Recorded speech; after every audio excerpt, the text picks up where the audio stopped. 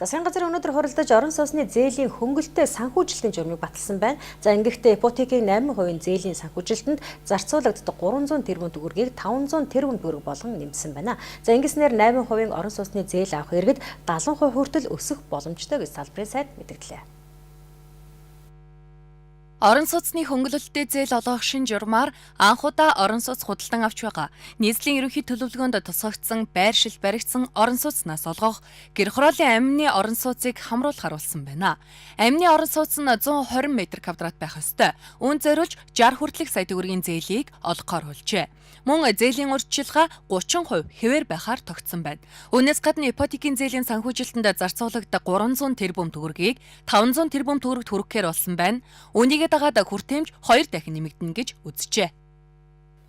За өмнө бол улсын төсөл болон ипотекийн зээлийн эргэн төлөлтөөс олгосон мөнгийг 4%-аар тооцож банкудад олгоод тэгээ банкуд бол өөрсдийн зээлийн хэмжээгээ нэмэгдүүлээд ингээд олгодог байсан.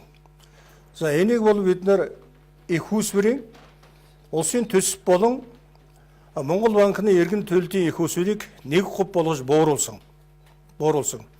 За ингэснээр бол зээлийн хүртээмжийг нэмэгдэх боломж бүрдэж байгаа. За зээлийн одоо урьдчилгаа бол 30% хэвээрээ. Манай улс бол олон улсын валютын сандаа өргөдсөн санхүүжилтийн хөтөлбөртэй ажиллаж байгаа учраас зээлийн одоо хүүгийн хэмжээ, урьдчилгаа хэмжээг нь бол бууруулах боломжгүй байна. Хөгжлийн банкны санхүүжилтээр Яармагт баригдаж байгаа буян тухай 2 хорооллын 972 айлын орон сууц нь 1 м2-т 1.3 сая төгрөгийн өртөгтэйгээр эх оны 1-р сард ашиглалтанд орно. Энэ хорооллыг түрээсийн зориулалтаар барьсан хэдий ч хөгжлийн банкнаас санхүүжүүлсэн 71 тэрбум төгрөгийг эргүүлэн төлөх шаардлагатай учраа түрээс хэлбэрээр иргэдэд олгох хэсэг асуудлыг орон сууц ашиглалтанд орсны дараа засгийн газар дахин авч хэлэлцгээр болжээ. За энэ орон сууцыг одоо цаашдаа түрээсийн орон сууц болох асуудлыг бол энэ байр ашиглалтанд орсны дараа бид засгийн газарт оруулнаа саналаа.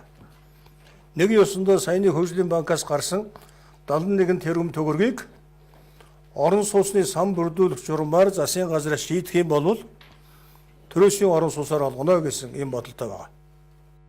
Байр ашиглалтанд орон засгийн газар орон сууцны санд авах эсхийг эцэслэн шийдсэний дараа иргэдийн хүсэлтийг цахимаар бүртгэхээр болжээ. Хэрв түрээс хэлбэрээр олгохоор бол нийслэлд 1 ам-метр нь 6500 төгрөг, хөдөө орон нутаг 4000 төгрөг байхаар хөтөлбөр тогтсон байдаг.